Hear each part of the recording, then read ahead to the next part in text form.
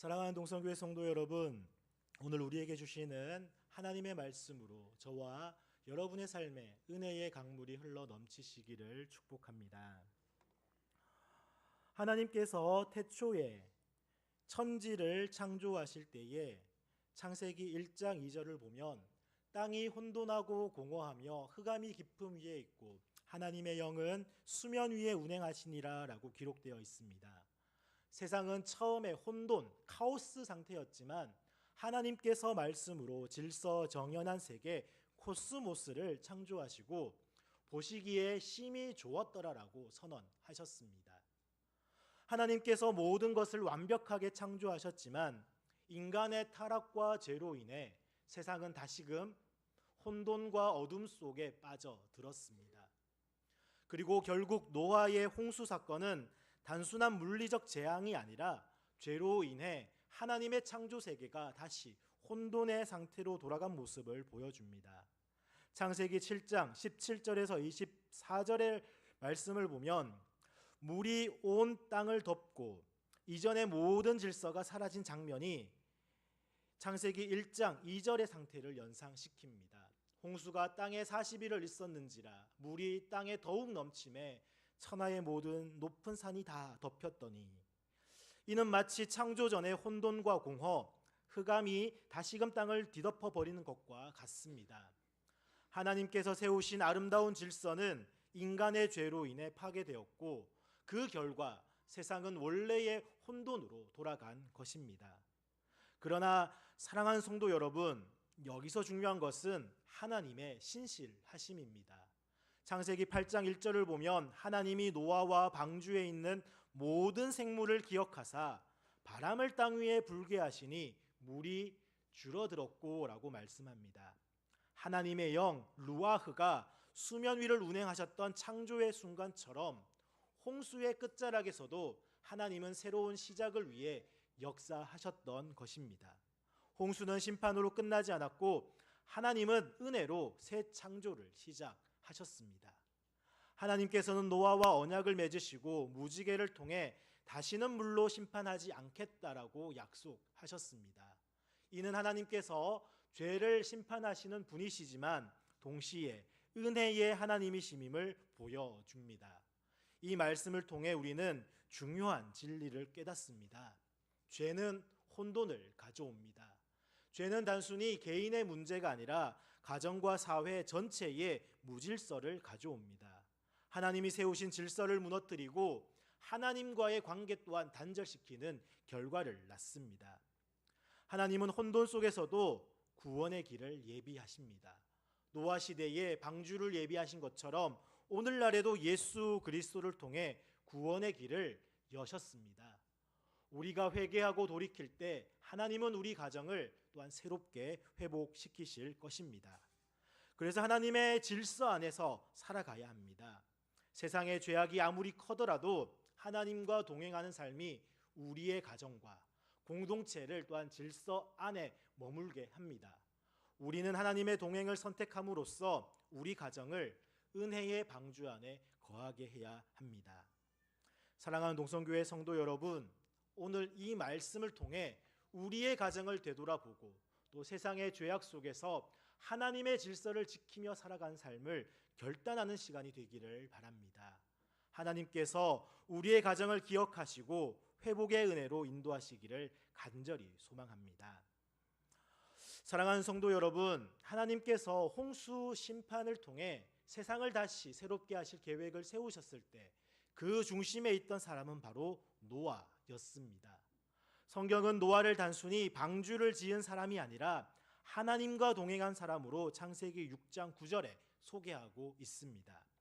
노아의 삶을 통해 우리는 하나님과 동행하는 삶이 무엇인지, 그리고 그것이 우리의 가정과 다음 세대에 어떻게 영향을 미치는지를 배울 수가 있습니다. 노아의 신앙은 하루아침에 만들어진 것이 아닙니다. 그는 믿음의 조상인 에녹의 후손이었고 그의 가정 안에서 하나님의 말씀을 따라 살아가는 신앙의 유산이 이어져 내려왔습니다. 창세기 5장을 보면 에녹은 하나님과 300년을 동행하다가 죽음을 보지 않고 하나님께로 들림을 받았습니다. 에녹의 이 놀라운 경험은 후손들에게 큰 신앙의 교훈이 되었을 것입니다. 무두셀라와 라멕 그리고 노아는 이 에녹의 삶을 통해 하나님과 동행하는 삶이 무엇인지 생생한 증거를 보았습니다. 노아는 증조 할아버지 에녹을 직접 만나지는 못했지만 아버지 라멕과 할아버지 무두셀라를 통해 신앙의 전수를 받았을 것입니다. 그러나 노아 시대는 세상의 죄악이 만연했습니다. 믿음의 전통이 이어지는 동안에도 많은 사람들이 하나님을 떠나 세속적인 삶을 선택했습니다. 노아는 이러한 시대적 도전 속에서도 가정에서 물려받은 신앙을 붙들고 타락한 세상 속에서도 하나님과 동행하는 삶을 선택했습니다. 그것도 무려 500년이나 말입니다. 오늘날 우리의 가정에서도 이러한 신앙의 전수가 얼마나 중요한지 다시 한번 생각해 보아야 합니다. 우리의 자녀들이 세상 속에서 믿음을 잃지 않도록 말씀을 가르치고 신앙의 본을 보이는 것이 중요합니다. 노아는 단순히 의로운 사람이 아니라 그의 삶 전체를 통해 가족에게 신앙을 전수한 사람이었습니다. 창세기 6장 18절에서 하나님은 노아에게 말씀하십니다. 그러나 너와 내가 언약을 세우리니 너는 내 아들들과 내 아내와 내 며느리들과 함께 방주로 들어가고. 이 말씀에서 우리는 하나님께서 노아의 가족까지 구원 계획에 포함하셨음을 알 수 있습니다. 노아의 신앙이 가정의 구원의 통로가 되었고 그의 순종이 온 가족에게 하나님의 은혜를 전달하는 중요한 역할을 했다는 것입니다. 그러나 성경은 동시에 신앙의 유산이 항상 온전히 유지되지 못했음을 또한 보여줍니다.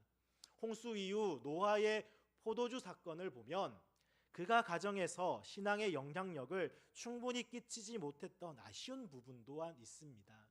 이것은 우리에게 신앙의 유산이 단순히 가르침으로 끝나는 것이 아니라 삶 속에서 지속적으로 실천되어야 한다는 중요한 교훈을 우리에게 주고 있습니다. 오늘날 우리의 가정에서도 신앙의 유산을 남기는 것은 매우 중요합니다. 부모가 먼저 믿음의 본을 보이고 자녀들에게 하나님의 말씀을 심어 주어야 합니다. 신앙은 말로만 전하는 것이 아니라 행동과 삶의 태도로 전수되어야 합니다. 노아의 삶에서 가장 두드러지는 특징은 바로 순종의 믿음입니다. 하나님께서 홍수 심판을 예고하셨을 때 노아는 자신의 경험이나 상식을 뛰어넘어 하나님의 말씀을 그대로 믿고 방주를 준비했습니다. 당시에는 비가 내리는 것조차 낯선 개념이었을 것입니다. 그러나 노아는 하나님의 말씀을 의심하지 않았고 120년 동안 변함없이 방주를 준비하는 순종을 보여주었습니다. 사람들은 조롱하고 비웃었지만 노아는 하나님의 말씀을 붙들고 끝까지 순종했습니다. 이와 같은 순종의 신앙은 오늘 우리에게도 중요한 교훈을 줍니다. 바로 세상의 시류에 휩쓸리지 않고 하나님의 말씀을 믿고 살아가는 것은 결코 쉬운 일이 아닙니다. 그러나 노아의 삶을 통해 하나님의 계획을 신뢰할 때에 하나님께서 반드시 약속을 성취하신다라고 하는 확신을 얻을 수가 있습니다.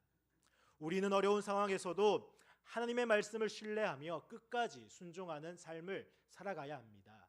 가정에서 부모로서 자녀에게 믿음의 본을 보이고 교회 공동체 안에서 서로를 격려하며 동행해야 합니다. 노아는 하나님과 동행하며 신앙의 유산을 남겼고 그 믿음을 통해 하나님의 구속의 구원의 역사를 이루었습니다. 그러나 후반부의 삶에서 신앙의 영향력이 줄어든 것을 볼 때 우리는 꾸준히 신앙생활을 하는 것, 그것이 다음 세대 신앙 전수에 얼마나 중요한지를 깨닫게 됩니다. 사랑하는 동성교회 성도 여러분, 오늘날 우리의 삶에서도 동일한 도전이 있습니다. 우리의 가정과 교회가 하나님의 말씀을 붙들고 끝까지 동행하며 다음 세대에게 올바른 신앙을 전수하는 복된 삶을 살아가기를 축복합니다. 노아의 홍수 사건은 심판으로 끝난 것이 아니라 하나님의 신실하신 은혜로 또한 이어졌습니다. 하나님은 심판 후에도 여전히 인류를 향한 사랑과 구원의 계획을 가지고 계셨습니다. 그 증거로 무지개 언약을 주셨습니다. 오늘 우리는 이 무지개 언약을 통해 하나님의 신실하심과 변함없는 사랑을 깨닫고 오늘 우리의 삶 속에서도 하나님의 약속을 어떻게 신뢰하며 살아가야 할지를 묵상해야 합니다. 홍수가 끝난 후 노아와 그의 가족은 새로운 시작을 맞이했습니다. 하나님께서 노아에게 나타나셔서 하신 첫 번째 선언은 은혜의 약속이었습니다.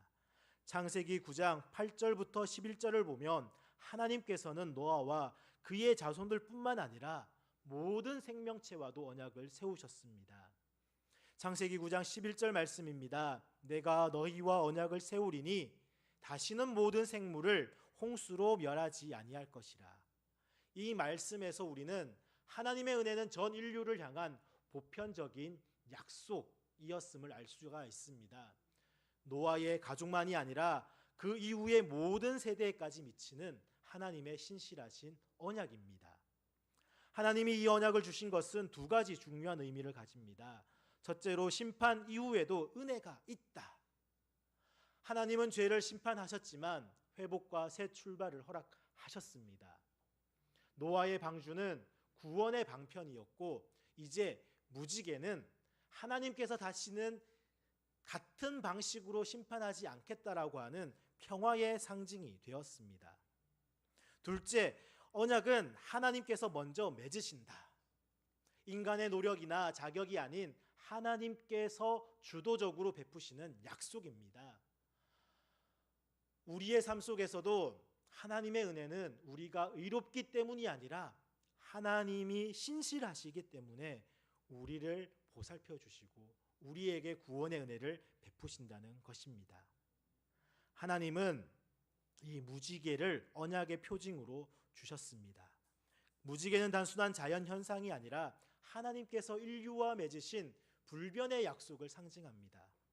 창세기 9장 13절에 내가 내 무지개를 구름 속에 두었나니 이것이 나와 땅 사이의 언약의 증거니라. 무지개의 의미는 단순히 아름다움 그 이상입니다.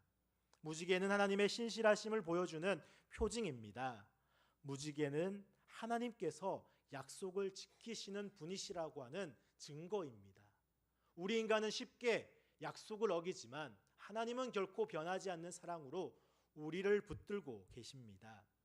그래서 성경에서 하나님은 신실하신 하나님이라고 하셨습니다.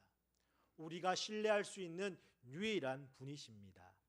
무지개는 하나님께서 우리를 기억하신다라는 약속입니다. 창세기 9장 15절에서 하나님은 무지개를 볼 때마다 언약을 기억하겠다라고 하십니다. 우리는 종종 하나님을 잊고 살지만 하나님은 결코 우리를 잊지 않으십니다. 무지개는 하나님이 우리를 늘 돌보고 계심을 상기시키는 은혜의 상징인 것입니다. 무지개는 심판을 넘어선 또한 소망의 메시지입니다. 무지개는 하나님의 심판이 끝났음을 알리는 동시에 앞으로의 삶을 또한 은혜 안에서 살아가야 함을 의미합니다. 이는 우리의 신앙생활에서도 적용됩니다. 회개와 용서를 통해 우리는 새로운 시작을 할 수가 있습니다. 하나님은 무지개를 주신 이후 노아에게 말씀하셨습니다. 우리 9장 16절 말씀 같이 함께 읽겠습니다.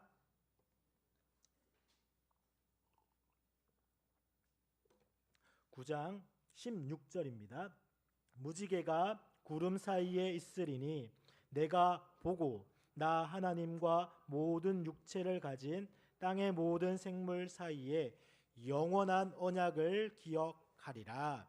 아멘. 이 말씀을 통해 우리는 하나님의 약속이 개인적인 차원을 넘어 가정과 공동체의 차원으로 확장되어야 함을 깨닫습니다. 먼저 가정에서 하나님의 약속을 우리는 기억해야 합니다. 하나님의 신실하심을 자녀들과 후손들에게 가르쳐야 합니다. 매일의 삶 속에서 하나님의 약속을 기억하고 가족 예배와 신앙의 나눔을 통해 믿음을 전수해야 합니다. 무지개가 걸릴 때마다 우리의 삶 속에서도 하나님의 은혜의 표징을 찾아야 합니다. 두 번째로 삶 속에서 하나님의 약속을 붙들어야 합니다. 신앙생활은 단순한 종교적 행위가 아니라 매일 하나님의 신실하심을 신뢰하며 살아가는 삶입니다. 어려운 순간에도 하나님의 약속을 믿고 인내하며 순종하는 것이 우리의 신앙의 본질입니다. 세 번째로 예수 그리스도를 통해 완성된 언약을 우리는 끝까지 붙들어야 합니다. 무지개의 언약은 예수 그리스도를 통해 완성된 새 언약을 예표합니다. 예수님께서 십자가에서 피 흘리심으로 우리에게 영원한 구원의 약속을 주셨습니다. 우리는 무지개를 볼 때마다 그리스도를 통해 주어진 새 언약을 떠올리고 감사해야 합니다.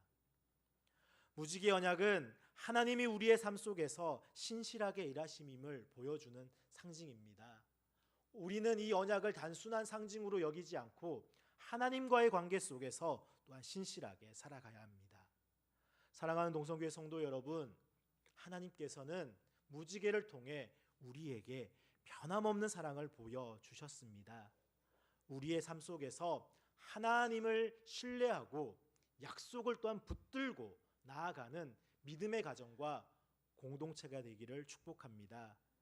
그래서 우리는 이렇게 기도할 수 있어야 합니다. 하나님, 무지개를 볼 때마다 주님의 신실하심을 기억하며 믿음으로 살아가게 하소서. 우리 가정이 하나님의 약속을 붙들고 주님과 동행하는 삶을 살아가도록 도와주소서.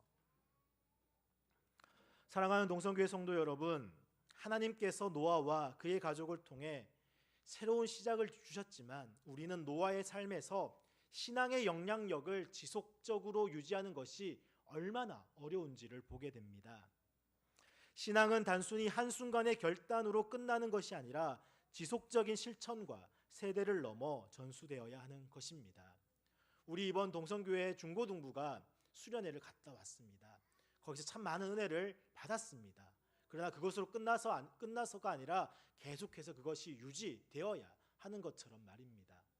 노아의 삶을 통해 우리는 이 신앙의 영향력이 어떻게 또한 이어져야 하는지, 그리고 그것을 유지하기 위해서 우리가 가져야 할 책임을 한번 깊이 생각해 보아야 합니다.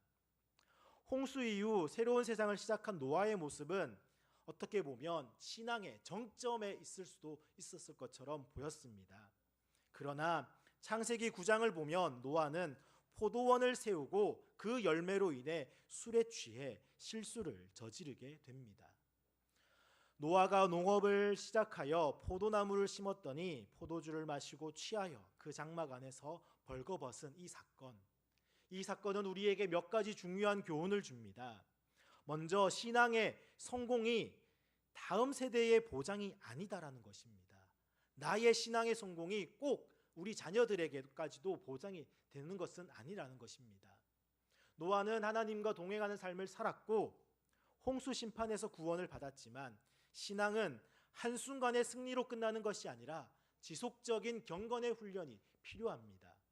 우리는 신앙생활이 끝까지 이어져야 하며 한 번의 실수가 다음 세대에 미치는 영향을 결코 간과할 수 없습니다.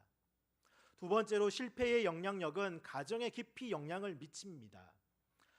노아의 실수로 인해 그의 아들 함은 아버지를 가볍게 여기고 조롱하였으며 그 결과 함의 후손은 하나님의 심판을 받게 됩니다. 우리의 작은 실수 하나가 다음 세대의 신앙의 약화로 이어질 수 있음을 기억해야 합니다. 마지막으로 끊임없는 자기 절제와 경건의 삶이 중요하다는 것입니다.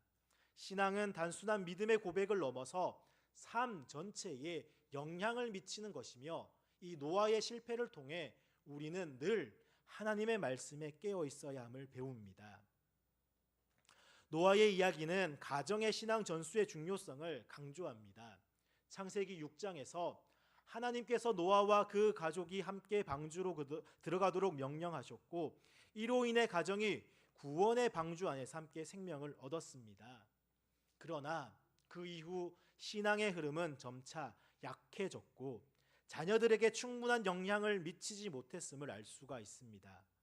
우리의 신앙의 영향력을 다음 세대에 이어가기 위해서 몇 가지 중요한 원칙을 우리는 삶 속에서 실천해야 합니다.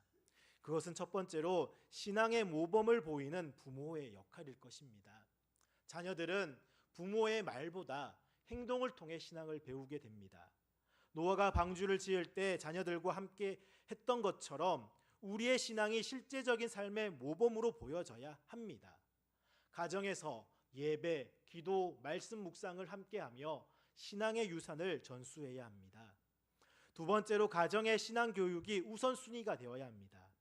교회에서만 신앙을 배우는 것이 아니라 가정에서도 하나님의 말씀을 중심으로 살아가는 것이 중요하다는 것입니다.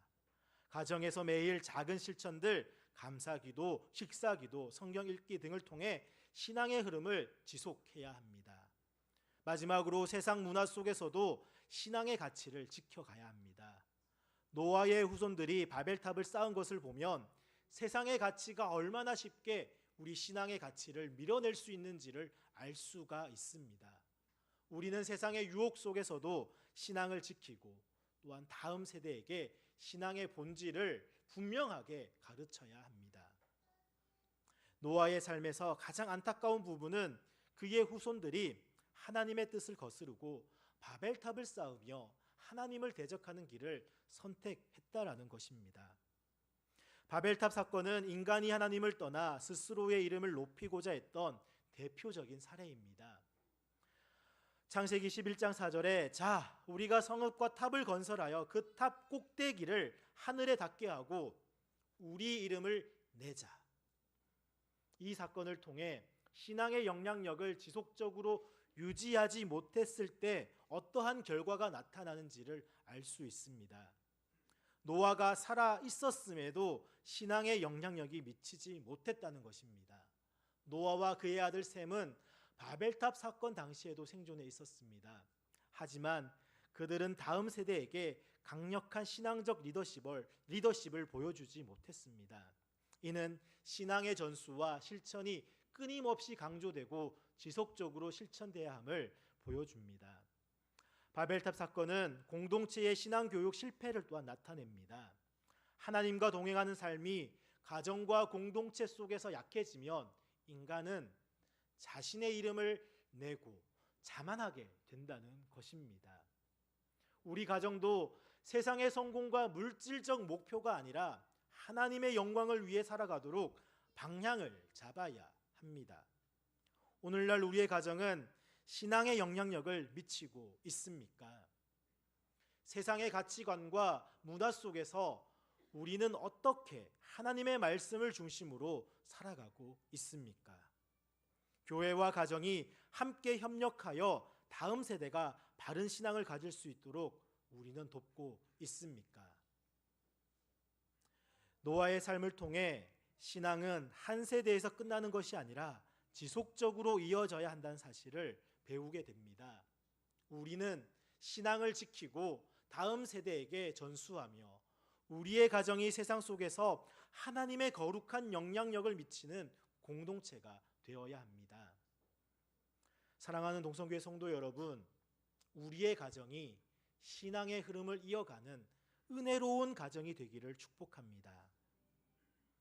하나님은 노아와 그의 가족에게 무지개 언약을 주시며 다시는 물로 심판하지 않겠다라고 하는 약속을 주셨습니다.